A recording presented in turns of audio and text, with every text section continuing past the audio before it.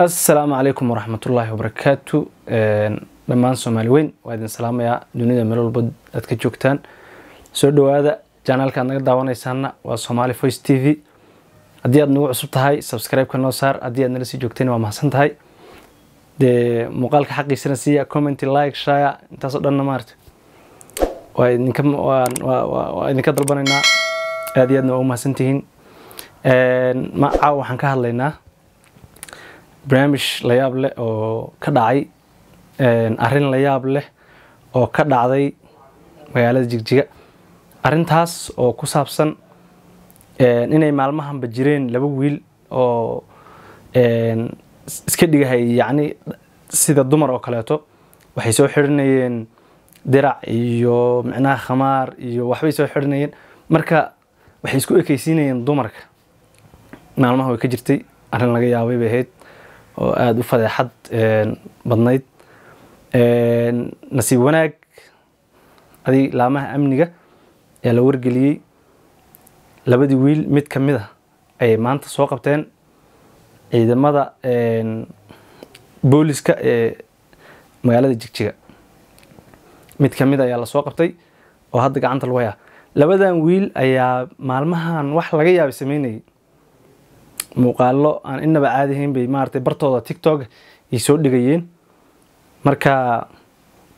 wax laga yaabay oo maartay aan rag sameyn karin bay yaani hees intay maartay hees dumar intay iskor saaraan inay isku neekiyaan oo ayaga xawdka isgeliyaan oo waxa la jiray ay si dumarkii oo kale ay sameeyaan macnaha dhaqan aan wali rag lagu arkin ay bilaabeen deegaankana waa wax ku cusub yaani wax hadda maartay sii jiray ma ahan laakiin waa wax hadda ku cusub oo ugub ah sida ay sheegayaan dadka qaarna wiilashan yaani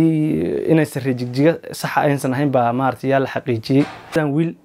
ayaan san la ogeyn meeshay magaalada ka soo galeen macnaha iyo meeshay ka imaadeen kulli waa lagu dhamaaniga sida aan dadka ka maqlay weey inay hadii deegaanka yihiin oo adu markaas la garin laakiin adu xoog aan maartay ka soo xiganin ayaa sheegay macnaha inaysan labadan wiil aysan macnaha aansan la garanaynin meel ay ka imaadeen macnaha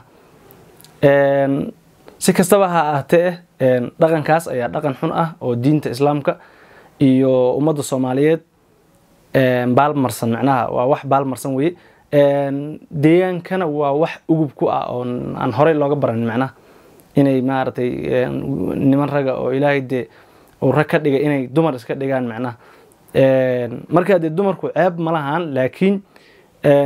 waa wax Ilaahay noo kala jideeyay waa in gabdhuhuna ay gabdhahaadaan oo dumarku dumar noqdo raguna rag noqdo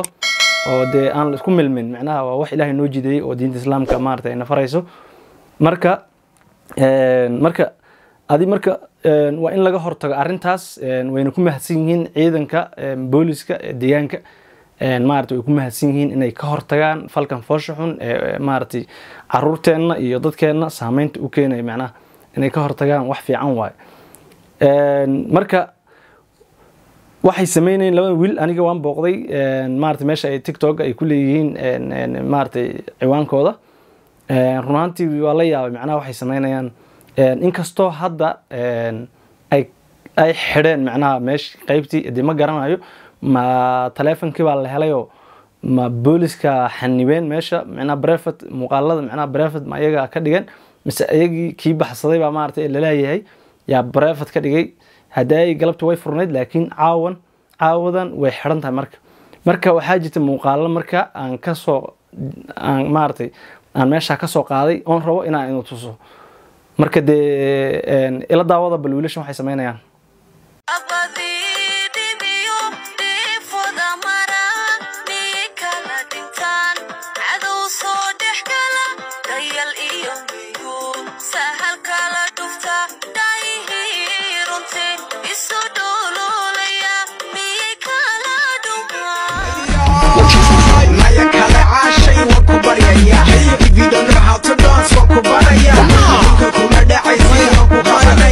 Come on,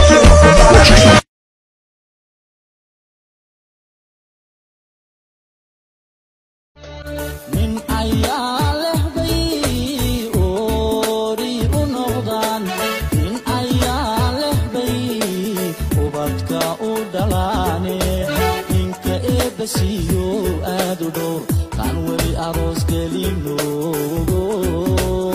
أكا قدنو دادكينا أستورن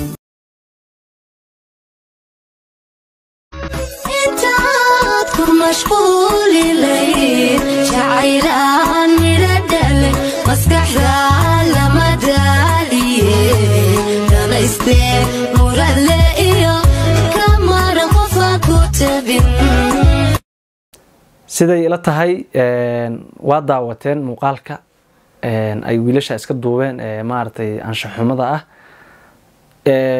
kaliya waxay iga tahay inaan idin tuso maartay waxay sameynayaan oo laga digtoonaado oo maartay laga dhiidiyo oo arintan laga kaco sifa maartay kuwa ka dambeeya ayagan jiilka ka dambeeya aysan u sameynin hadii ayagan hadda laga aamuso yacni waxa la dhigi jiray waxay noqonaysaa in wixii raali laga yahay birina kuwa kala sameynay marka inta un bay iga heedinaan idin tuso marka halaga kaco qayb dadkii ka ahaa in maartay arintan laga dhidiyana aad iyo aad bay mahadsan yihiin ciidanka sidoo kale booliska way mahadsan yihiin dawlad deegaanka Soomaalida wax maartay loogu mahad celiyo waay macnaha in arintan ay sameeyaan oo maartay ay ka hortagaan dhaqan biiska wiilashan yararka dhaqan biiska yaani waxa la maqlay caan baa la noqdaa iyo maartay TikTok ba muuqaalo la soo dhigaa baa la maqlay marka waxa la rabaa in wax walba oo diinta islaamka baalmarsan hadda caan lagu noqdaa la rabaa marka hadii arinta si wada jira looga wada hortago yaani deegaanku badbaado uu noqonayaa iyo ummadda Soomaaliyeedba diinta islaamkana waxay noqonaysaa maartay mid wanaagsan oo hore loogu socdo marka waxaan rajaynayaa in maartay si wanaagsan hawsha loo qabtay